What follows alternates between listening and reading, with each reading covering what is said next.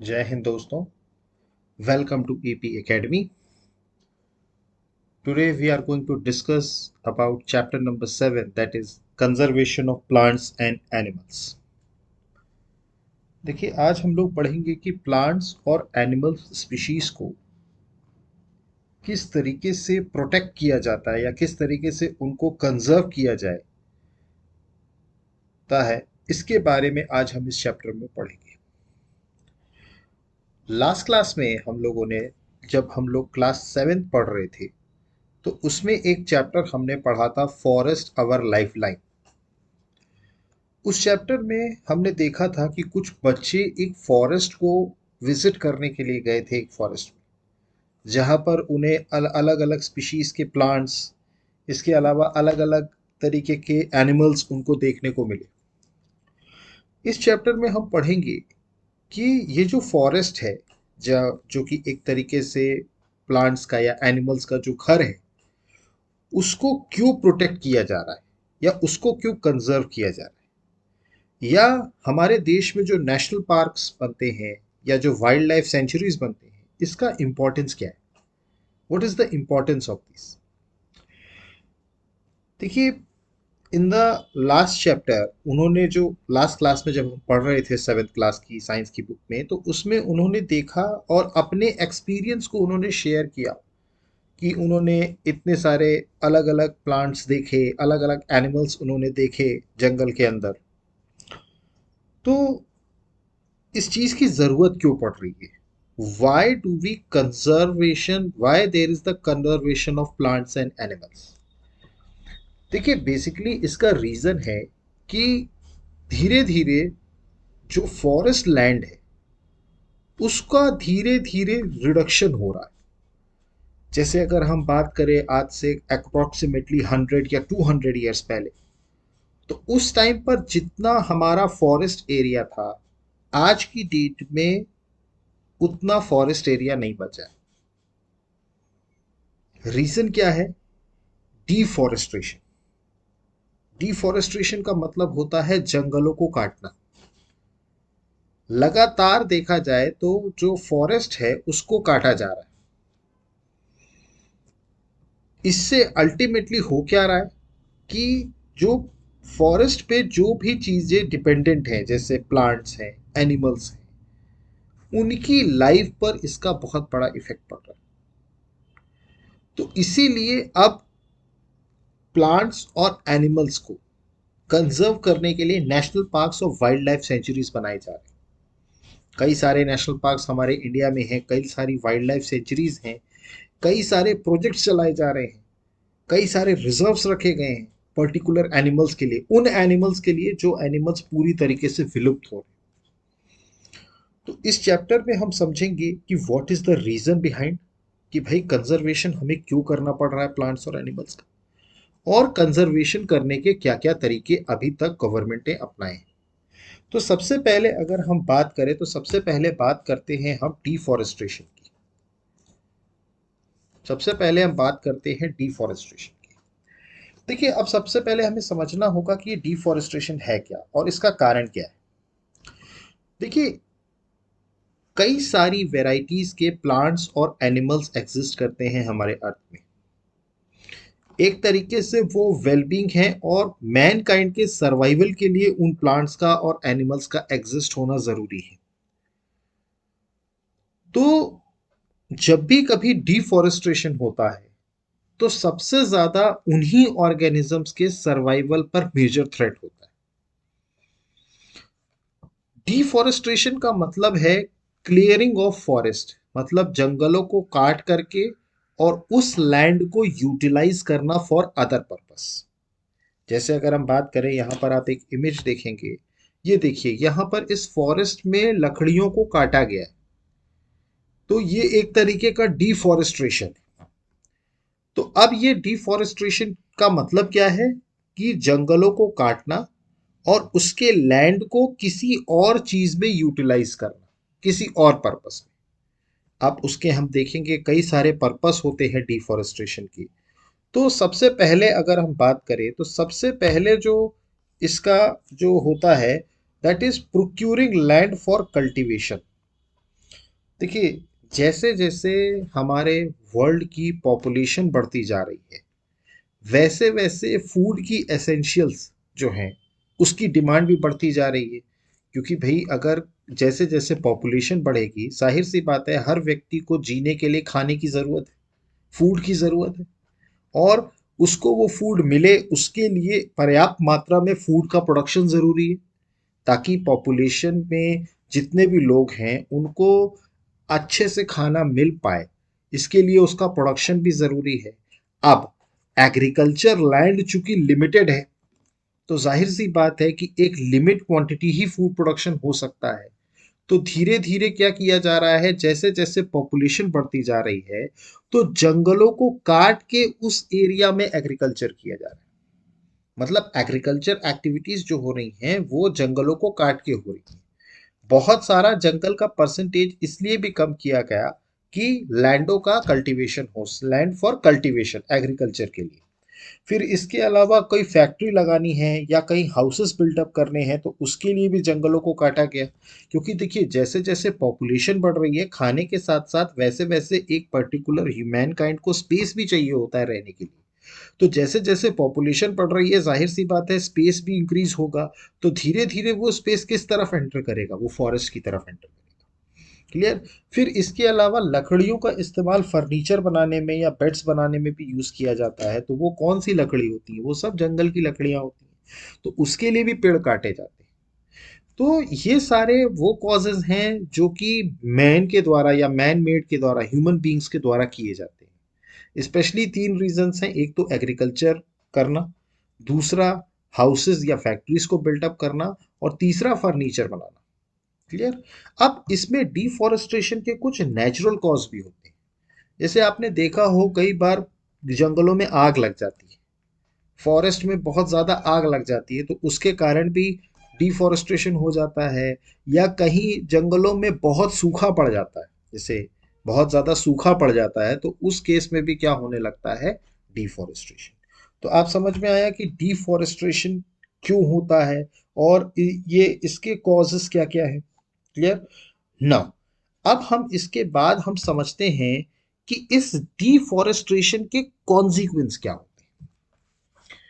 भाई, हमें हमने जंगल काट तो दिया, लेकिन उस जंगल काटने के कुछ रेपलकेशंस भी होते हैं जो वापस से हमारे ही तरफ आते हैं। जैसे जो सबसे पहला कारण है डिफॉरेस्टेशन का, जो सबसे पहला कॉन्सिक्वेंस है, दैट इज जो पूरे वर्ल्ड का जो टेम्परेचर इंक्रीज हो रहा है, आप देखें डिफॉरेस्टेशन के कारण हो रहा है। और पूरे अर्थ का पॉल्यूशन लेवल भी बढ़ता जा रहा है ड्यू टू डिफॉरेस्टेशन। अब जो एयर टेम्परेचर है वो इंक्रीज क्यों हो रहा है, इसका रीजन क्या है। इसका सिर्फ और सिर्फ एक ही रीजन है, that is increase in the content of carbon dioxide in the atmosphere. देखिए, हमारा जो एटमॉस्फेयर है उसका टेम्परेचर क्यों बढ़ता जा रहा है, क्योंकि कार्बन डाइऑक्साइड जो गैस है उसकी मात्रा एटमॉस्फेयर में इंक्रीज होती जा रही है। मैंने आपको बताया था कार्बन डाइऑक्साइड जो हम रिलीज करते हैं रेस्पिरेशंस में, उसको लेने का काम कौन करता है, उसको लेने का काम प्लांट्स करते हैं। आपने देखा होगा प्लांट्स जो होते हैं वो कार्बन डाइऑक्साइड को लेकर के ही फोटोसिंथेसिस प्रोसेस करते हैं। क्लियर। तो जब आप पेड़ ही काट दोगे तो जाहिर सी बात है वो कार्बन डाइऑक्साइड लेने के लिए जब वो पेड़ ही नहीं रहेगा, तो वो कार्बन डाइऑक्साइड, जाहिर सी बात है जो आप कार्बन डाइऑक्साइड रिलीज करते हो, या जो आप देख, मैंने आपको कल बताया था कि ऑटोमोबाइल्स में जो पेट्रोल या डीजल गाड़ियां होती हैं वो जितना ऑक्स कार्बन डाइऑक्साइड रिलीज करती हैं, वो कार्बन डाइऑक्साइड कहाँ जाएगा। पेड़ नहीं होंगे तो वो कार्बन डाइऑक्साइड कहाँ जाएगा, वो एटमॉस्फेयर में जाएगा। और चूंकि कार्बन डाइऑक्साइड एक ऐसी गैस है जिसकी ये प्रॉपर्टी होती है कि वो सनलाइट को कैप्चर करने की कैपेसिटी उसकी ज़्यादा होती है। इसी कारण से किसी भी जगह पे जहाँ पर भी कार्बन डाइऑक्साइड का कंटेंट ज़्यादा होता है वहाँ का टेम्परेचर इंक्रीज होता है। और इसी फिनोमिना को, ये जो कार्बन डाइऑक्साइड बढ़ने के कारण ही जो टेम्परेचर वर्ल्ड वाइड इंक्रीज हो रहा है, इसी फिनोमिना को बोला जाता है ग्लोबल वार्मिंग। इसी फिनोमिना को क्या बोला जाता है? Global warming. और ये ग्लोबल वार्मिंग आज की डेट में वर्ल्ड वाइड बहुत बड़ी समस्या है। ग्लोबल वार्मिंग वर्ल्ड वाइड बहुत बड़ी समस्या है, क्योंकि इस ग्लोबल वार्मिंग से हो क्या रहा है? टेम्परेचर बढ़ने के कारण मौसम में बहुत ज़्यादा अनसर्टेनिटी है। आप अगर मानसून देखें या मानसून देखें तो उसमें बहुत ज़्यादा अनसर्टेनिटी इस ग्लोबल वार्मिंग के कारण भी है। क्लियर? और ये ग्लोबल वार्मिंग का कारण क्या है? डिफॉरेस्टेशन। पेड़ों को अगर आप काटेंगे तो धीरे धीरे कार्बन डाइऑक्साइड की मात्रा एटमॉस्फेयर में बढ़ती जाएगी। क्लियर? तो ये तो सबसे बेसिक रीजन था। ठीक है, अब इसके अलावा एक और रीजंस, कई और कॉन्सिक्वेंस भी होते हैं डिफॉरेस्टेशन के।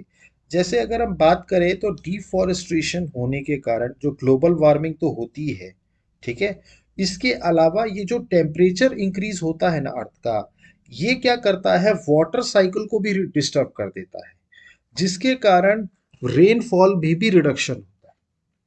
ये जो टेम्परेचर बढ़ रहा है, देखिए पहले जितनी अच्छी बारिश या जितना अच्छा मॉनसून हुआ करता था, अब वैसा नहीं होता।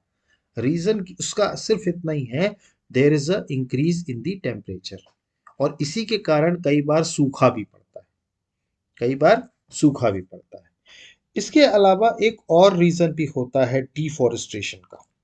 मतलब ये जो डिफॉरेस्टेशन का कॉन्सिक्वेंस होता है वो एक और भी होता है कि डिफॉरेस्टेशन बेसिकली सॉइल की प्रॉपर्टीज को चेंज कर देता है। जो हमारी मिट्टी होती है उसकी प्रॉपर्टीज को चेंज करता है डिफॉरेस्टेशन। जो सॉइल की फिजिकल प्रॉपर्टी होती है, मतलब हम जो मिट्टी होती है उसकी जो फिजिकल प्रॉपर्टी होती है, वो डायरेक्टली इफेक्टेड होती है by plantation and vegetation. By plantation और वेजिटेशन के कारण उसका डायरेक्ट रिलेशन होता है। बाय प्लांटेशन एंड वेजिटेशन, इस पर डायरेक्ट इफेक्ट पड़ता है। क्लियर? इसके इसके कारण होता क्या है कि सॉइल की फर्टिलिटी कम हो जाती है। सॉइल की क्या होती है? फर्टिलिटी कम हो जाती है। फर्टाइल होना, कम होना, मतलब एक तरीके से देखा जाए तो उसकी मॉइस्चर एब्जॉर्बिंग कैपेसिटी कम हो जाती है। जैसे जैसे आप पेड़ को काटते हैं तो उसकी जो पानी को सोखने की क्षमता है वो कम हो जाती है। तो जब पानी की सोखने की क्षमता कम हो जाएगी तो जाहिर सी बात है आपका जो, इसके कारण कई बार क्या होता है, ये जो वाटर चूंकि फर्टाइल नहीं रहता तो वो धीरे धीरे वो लैंड किस में कन्वर्ट हो जाता है? डेजर्ट्स में। आपने देखा है जो डेजर्ट एरिया होता है वहाँ का लैंड सबसे कम फर्टाइल होता है, इसीलिए वहाँ पर पानी की दिक्कत होती है। और इसी को बोला जाता है डीसर्टिफिकेशन। डेजर्टिफिकेशन, ये देखिए, इसी को बोला जाता है डेजर्टिफिकेशन।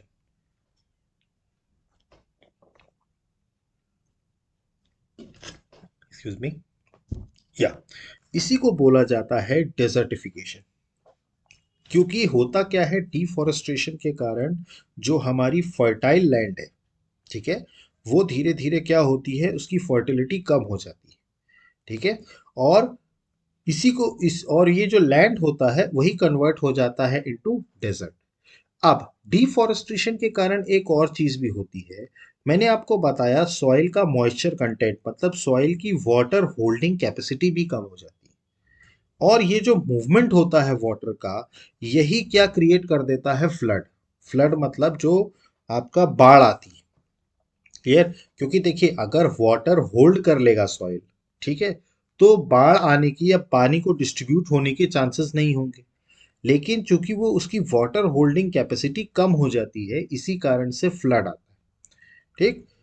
कई और भी प्रॉपर्टीज होती हैं जो कि चेंज होती हैं ड्यू टू डिफॉरेस्टेशन। या तो ये चीज आपको समझ में आई?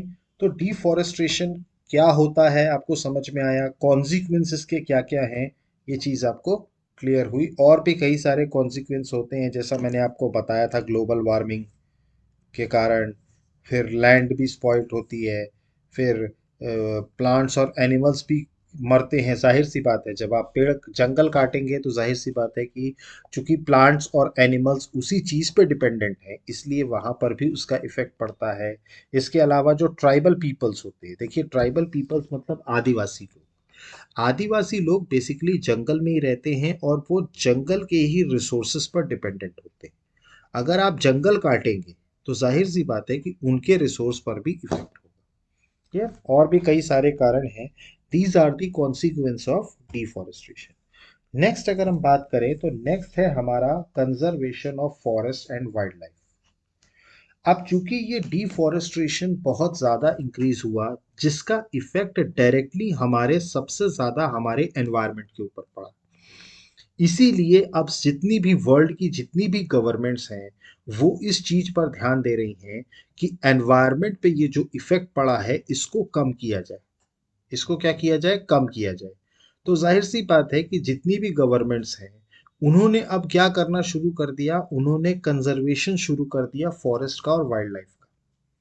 कंजर्वेशन का मतलब है उनको प्रोटेक्ट करना। इसके लिए उन्होंने नेशनल पार्क्स बनवाए हैं, बायोस्फीयर रिजर्व्स बनवाए हैं। क्लियर। तो ये सारी चीज़ें हुई हैं, वाइल्ड लाइफ सेंचुरीज बनवाई गई हैं। तो ये बेसिकली इसीलिए किया गया है ताकि जो जंगल है और जंगल में जो जानवर रह रहे हैं या जो पेड़ हैं, ठीक है, उनको प्रोटेक्ट किया जा सके। क्लियर। अब उसके लिए इन्होंने यहाँ पर ये जो प्रोफेसर थे उन्होंने एक विजिट कराई बच्चों को पचमढ़ी बायोस्फीयर रिजर्व। यहाँ पर उन्हें दिखाया गया अलग अलग प्लांट्स और एनिमल्स, और गवर्नमेंट के रूल्स एंड रेगुलेशंस बहुत स्ट्रिक्ट हैं और पॉलिसीज स्ट्रिक्ट हैं ताकि इस फॉरेस्ट को प्रोटेक्ट और कंजर्व किया जा सके। क्लियर। तो इसके लिए कई सारी wild life sanctuaries, national parks, biosphere reserves बनाए गए हैं ताकि प्लांट्स और एनिमल्स को उस पर्टिकुलर एरिया में प्रोटेक्ट किया जा सके। ये देखिए यहाँ पर आपको नजर आ रहा है। तो to protect our flora and fauna. Flora and fauna का मतलब होता है हमारे जो प्लांट स्पीशीज होते हैं उनको फ्लोरा कहते हैं, और जो एनिमल स्पीशीज होते हैं उनको क्या बोलते हैं, फौना बोलते हैं। तो प्लांट्स और एनिमल्स को और उनके हैबिटेट्स को प्रोटेक्ट करने के लिए wild life sanctuaries, national park, biosphere reserves बनाए गए हैं। यहाँ पर प्लांटेशन करना, कल्टीवेशन करना, ग्रेजिंग करना, फिलिंग करना, ट्रीज करना, हंटिंग करना, पोचिंग करना, ये सब प्रोहिबिटेड है टोटली।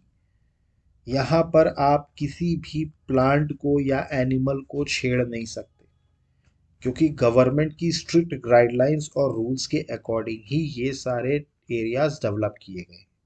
उसमें वाइल्ड लाइफ सेंचुरी भी आती है, उसमें नेशनल पार्क भी आता है, उसमें बायोस्फीयर भी आता है।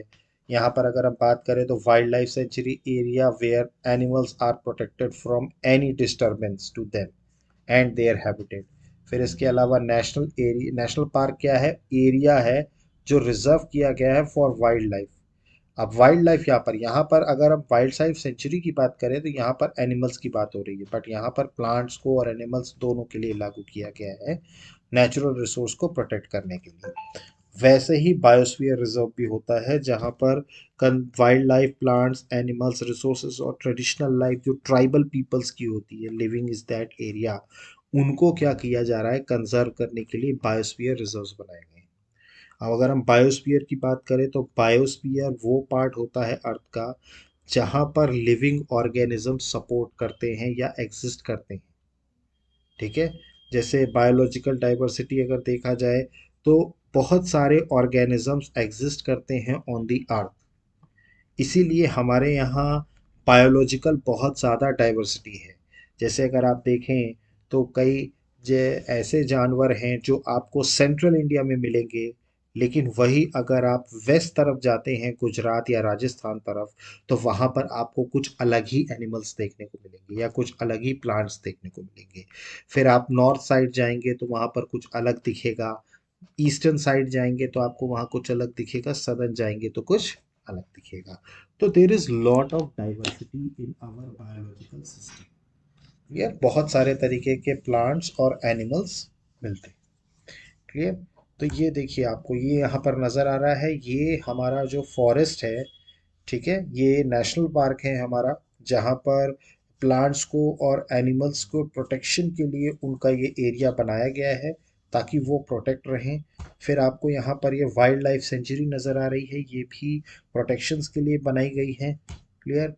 ये हमारा बायोस्फीयर है जो मैंने अभी आपको बताया कि सारे लिविंग ऑर्गेनिजम्स मिल करके एग्जिस्ट जहाँ एक पर्टिकुलर एरिया में करते हैं, उसको क्या बोला जाता है? बायोस्फीयर। ठीक है। यहाँ पर पचमढ़ी बायोस्फीयर रिजर्व की बात करी थी कि पचमढ़ी जो बायोस्फीयर रिजर्व में बच्चे गए थे तो उन्होंने वहाँ पर बहुत ज़्यादा बायोडाइवर्सिटी देखी। क्लियर। तो मतलब वेराइटीज ऑफ प्लांट्स, एनिमल्स और माइक्रो ऑर्गेनिजम्स इस एरिया में फाइंड आउट होते हैं।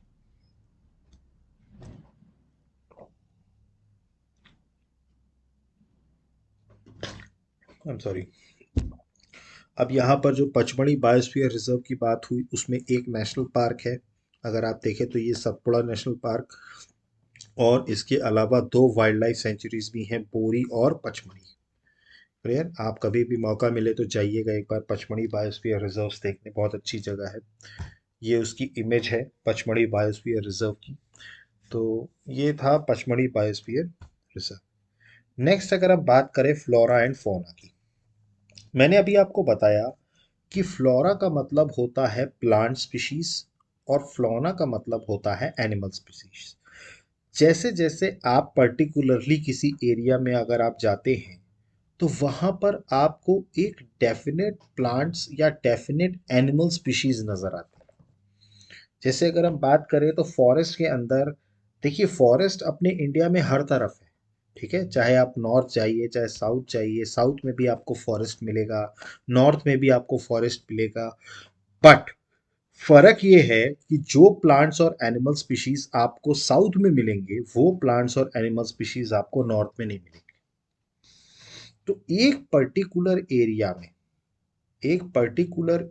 में उस पर्टिकुलर एरिया में प्लांट्स और एनिमल्स की जो स्पीशीज फाउंड आउट होती हैं उसी को उस पर्टिकुलर एरिया का फ्लोरा एंड फौना कहा जाता है। उसी पर्टिकुलर एरिया का फ्लोरा एंड फौना कहा जाता है। क्लियर। जैसे अगर हम बात करें नॉर्थ में जो जंगल हैं वहां पर प्लांट की हो या एनिमल्स की हो वो अलग स्पीशीज मिलेंगी। वही अगर आप साउथ के जंगल्स में जाते हैं तो वहां पर आपको प्लांट्स की और एनिमल्स की अलग स्पीशीज मिलेंगी। तो एक पर्टिकुलर एरिया में जो भी वहां पर प्लांट और एनिमल्स की स्पीशीज फाइंड आउट होती हैं उसी को उनका फ्लोरा एंड फौना कहा जाता है respectively of that area. Clear. यहाँ पर आई एम सॉरी, यहाँ पर फ्लोरा की डेफिनेशन स्पेलिंग जो है वो गलत हो गई है, तो फ्लोरा एंड फौना। क्लियर। तो आपको फ्लोरा एंड फौना के बारे में क्लियर हुआ। ठीक। नेक्स्ट अगर हम बात करें तो नेक्स्ट हम बात करते हैं एंडेमिक स्पीशीज के बारे में। अब ये कौन से स्पीशीज होते हैं? देखिए आई एम सॉरी, जनरली अगर हम बात करें तो जैसा मैंने आपको बताया था, जो I am sorry, yes, endemic species उस तरीके के स्पीशीज होते हैं प्लांट्स और एनिमल्स के जो एक्सक्लूसिवली एक ही पर्टिकुलर एरिया में मिलते हैं। वो नेचुरली आपको किसी और जगह नहीं मिलेंगे। क्लियर। जैसे अगर हम बात करें, एक एनिमल स्पीशीज है जिसको आप सब जानते हैं, दैट इज कैमल। कैमल का मतलब ऊंट। आपने देखा हो कि इंडिया में ऊंट आपको सिर्फ और सिर्फ राजस्थान एरिया में नजर आते हैं। इसके अलावा आपको और कहीं वो स्पीशीज नजर नहीं आती। सबसे ज्यादा कहाँ मिलते हैं कैमल? पर्टिकुलरली राजस्थान में। तो क्या हम कैमल को एक एंडेमिक स्पीशीज कह सकते हैं? बिल्कुल कह सकते हैं, क्योंकि ये एक पर्टिकुलर टाइप के एनिमल हैं जो एक पर्टिकुलर एरिया में ही मिलते हैं, ये कहीं और नहीं मिलते।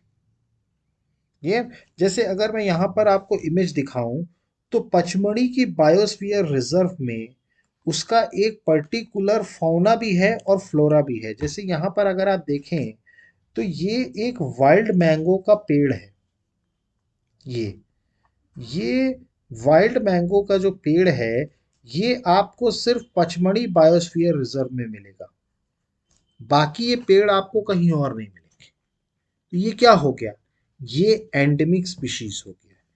उसी के तहत यहाँ पर ये एक इंडियन जॉइंट स्क्वायरल है, जिसको हम बिसाइन कहते हैं। ये देखिए इंडियन जॉइंट स्क्वायरल है, ये आपको सिर्फ और सिर्फ पचमढ़ी बायोस्फीयर रिजर्व में मिलेगी।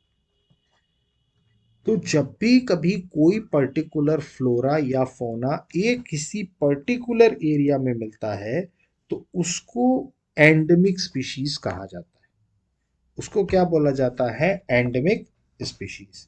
अब स्पीशीज की बात करें तो अगर आप समझे, स्पीशीज एक्चुअली होता क्या है, स्पीशीज एक ग्रुप ऑफ पॉपुलेशन है which are capable of interbreeding. Clear? ठीक।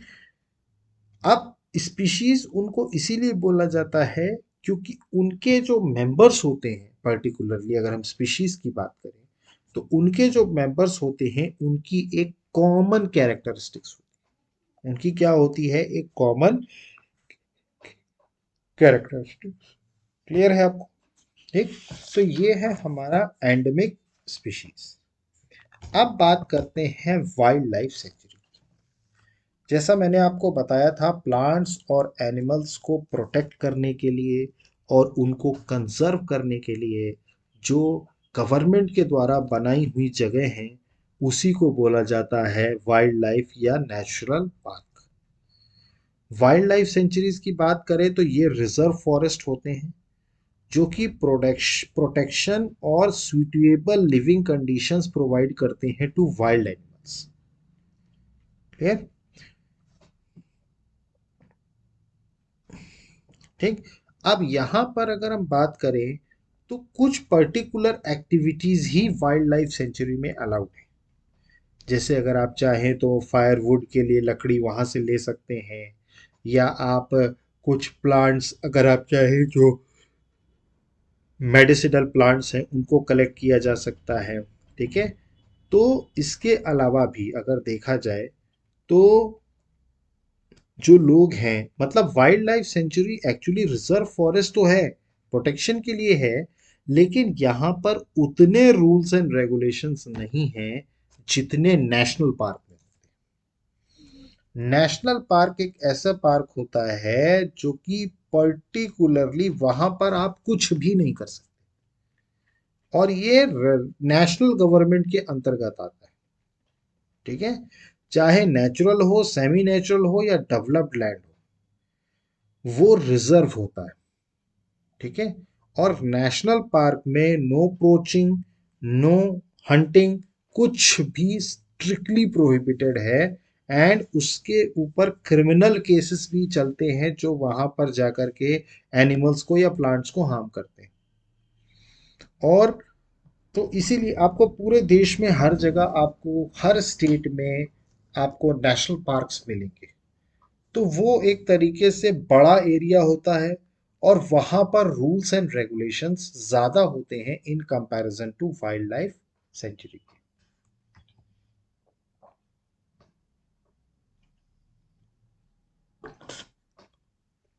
ये आपको दिख रहा है, यहाँ पर एक वाइल्ड लाइफ सेंचुरी है। ठीक है। और इसके अलावा यहाँ पर जो आपको बगल में दिख रहा है, ये है सतपुड़ा नेशनल पार्क। तो वाइल्ड लाइफ सेंचुरीज में कुछ कुछ प्रोटेक्शंस के लिए कुछ कुछ चीज़ें होती हैं, बट अगर हम नेशनल पार्क की बात करें तो नेशनल पार्क में कंप्लीटली प्रोहिबिशन होता है। ठीक। अब यहाँ पर अगर हम बात करें, कुछ हमारे पर्टिकुलरली ऐसे स्पीशीज होते हैं जिनको एंडेंजर्ड स्पीशीज कहा जाता है। यहाँ पर कुछ ऐसे एनिमल्स या स्पीशीज होते हैं जिनको एंडेंजर्ड स्पीशीज बोला जाता है। ठीक है। अब ये एनिमल्स कौन होते हैं? देखिए, एंडेंजर्ड एनिमल्स का मतलब ऐसे स्पीशीज जो विलुप्त हो रहे हैं या जिनकी प्रजाति खत्म हो रही है, उनको प्रोटेक्ट करने के लिए कुछ पर्टिकुलर रिजर्व्स बनाए जाते हैं। जैसे अगर हम बात करें, आप लोगों ने पन्ना टाइगर रिजर्व के बारे में सुना होगा, या और भी कई सारे टाइगर रिजर्व्स के बारे में। तो ये टाइगर रिजर्व्स बेसिकली बनाए क्यों गए?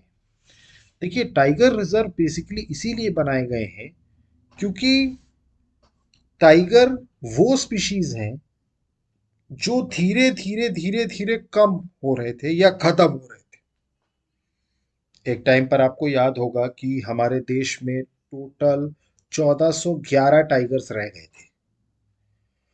तो गवर्नमेंट उस टाइम पर एक्टिव हुई, चूंकि एक पर्टिकुलर स्पीशीज का खत्म होना, जो हम लोगों ने फूड चेन के बारे में, आपको याद होगा क्लास 7th में हम लोगों ने फूड चेन के बारे में पढ़ा था, या जिसे फूड वेब कहते हैं। तो वो पूरी फूड चेन को खराब कर देता है या पूरी फूड चेन को डिस्टर्ब करता है अगर कोई भी स्पीशीज। इसीलिए कहा जाता है कि चाहे इंसान हो, जानवर हो या पेड़ हो, इन सब की लाइफ एक दूसरे से रिलेटेड है या एक दूसरे पर डिपेंड करती है। तो इसीलिए अगर पर्टिकुलरली किसी एनिमल की स्पीशीज विलुप्त होती है या वो एंडेंजर्ड केस में है, तो उस केस में गवर्नमेंट को इनिशिएटिव लेना पड़ता है। और इसीलिए गवर्नमेंट ने एक प्रोजेक्ट चलाया था, डेट इज प्रोजेक्ट टाइगर, जिसको लॉन्च किया गया था 1974 में।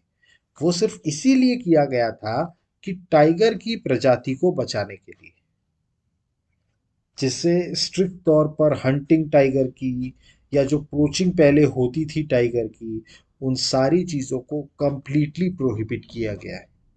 और टाइगर का, अगर टाइगर को कुछ भी होता है तो बहुत सख्त जो है गवर्नमेंट रूल्स हैं या सज़ा दी गई है पर्टिकुलरली। तो ये सब इसीलिए किया गया है ताकि टाइगर्स की जो संख्या कम हो रही है उसको रोका जा सके, उसको क्या किया जा सके, रोका जा सके।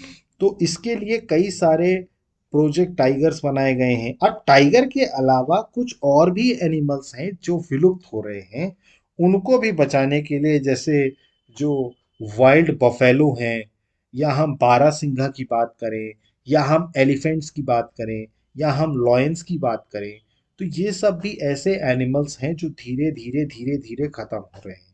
तो इनको भी कंजर्व करने के लिए इनके भी पर्टिकुलर क्या बनाए गए हैं, स्पीशीज बनाए गए हैं, या हम जिसे रिजर्व कहते हैं। क्लियर?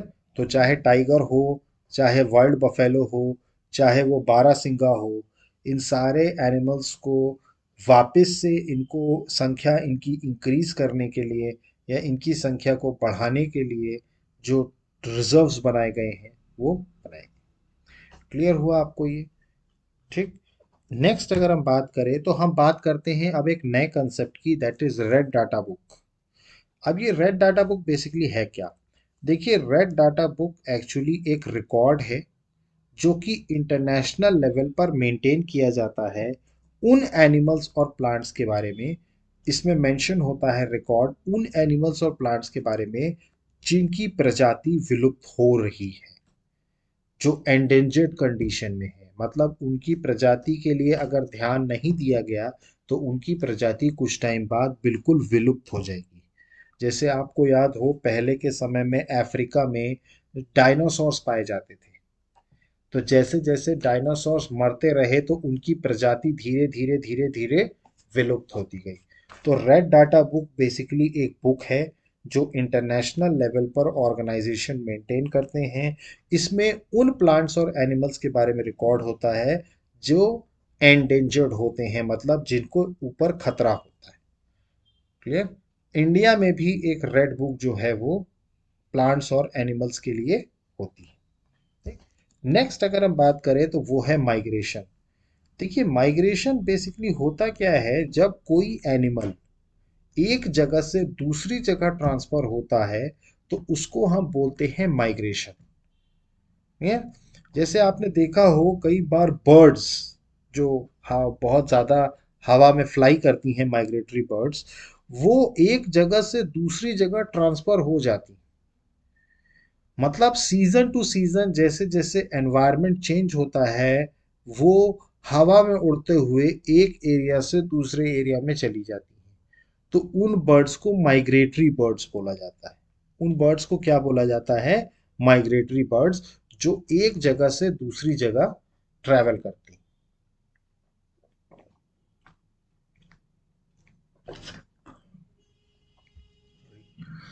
या तो इसी को बोला जाता है माइग्रेशन। यहाँ पर अगर आप इमेज देखें तो ये जो बर्ड्स आपको नजर आ रही हैं, ये सब क्या है? माइग्रेटरी बर्ड्स हैं। ये दूर दूर से डिस्टेंस कवर करते हुए, ये फ्लाई करते हुए एक एरिया से दूसरे एरिया में जाती हैं। और यहाँ पर एक जो कवर बना है, यही है रेड डाटा बुक। इसमें उन स्पीशीज के बारे में दिया हुआ है जो एंडेंजर्ड है। नेक्स्ट अगर हम बात करें रिसाइकलिंग ऑफ पेपर, देखिए, चूंकि जो हम पेपर इस्तेमाल करते हैं, जैसे हम पर्टिकुलरली जो पेपर इस्तेमाल करते हैं, आप जानते हैं वो भी पेड़ों से बनाया जाता है। जो हमारा जो पेपर प्रोड्यूस होता है वो भी किससे होता है? पेड़ों से होता है। ट्रीज को कट की करके प्रोसेसिंग करके पेपर बनाया जाता है। इसीलिए जो पेपर्स का जो मिसयूज होता है, उसके कारण भी एनवायरनमेंट पे बहुत बड़ा इफेक्ट होता है। इसीलिए आपने देखा हो कि आज के डेट में ज़्यादातर चीज़ें कंप्यूटराइज्ड होती जा रही हैं। कंप्यूटराइज्ड का मतलब इसलिए कि भाई पेपर वर्क को कम से कम किया जा सके, क्योंकि ये पेपर के कारण ही ट्रीज कट रही हैं, और ट्रीज कट रही हैं तो उसका इफेक्ट हमारे एनवायरनमेंट पे पड़ रहा है। तो धीरे धीरे सेव करना पेपर को, या रीयूज करना या रिसाइकल करना, धीरे धीरे उस पर काम किया जा रहा है, ताकि ट्रीज कट ना हो और हम अपना एनवायरनमेंट को सेव कर सकें। क्लियर? तो इसीलिए इसमें रिसाइकलिंग ऑफ पेपर की बात हुई है। अब अगर हम रिफॉरेस्टेशन की बात करें, तो रिफॉरेस्टेशन मतलब ये सजेशन दिया जाता है। रिफॉरेस्टेशन का मतलब है कि भाई आप भी एक ना एक पेड़ लगाइए, क्योंकि जैसे जैसे पेड़ों की मात्रा बढ़ती जाएगी, वापस से जो हमारा एनवायरनमेंट है वो वापस से कंट्रोल में आ जाएगा। तो जो डिफॉरेस्टेशन हुआ है उस पे अब रिफॉरेस्टेशन, तो सिर्फ गवर्नमेंट की जिम्मेदारी नहीं होती है, कुछ हद तक एक आम व्यक्ति की भी जिम्मेदारी होती है कि वो अपने एनवायरनमेंट के लिए कुछ करे। तो इसीलिए जो प्लांटेशन होता है ये बहुत ज़रूरी होता है, पेड़ लगाना बहुत ज़रूरी होता है। आपको भी अगर समय मिले तो प्लीज़ एक ना एक प्लांट ज़रूर लगाइएगा, एनवायरनमेंट के लिए ये बहुत ज़रूरी है। ठीक है? तो यहाँ पर आकर के हमारा chapter number 7, that is conservation of plants and animals complete होता है। एंड आई होप कि आपको सारी चीज़ें क्लियर हो गई होंगी। इसके बाद भी अगर आपको कोई डाउट उठता है तो प्लीज़ कमेंट बॉक्स में मेंशन कीजिए। अदरवाइज हमारे चैनल को लाइक कीजिए, सब्सक्राइब कीजिए और मैक्सिमम से मैक्सिमम शेयर कीजिए। So guys, thank you, have a good day, जय हिंद, नमस्कार।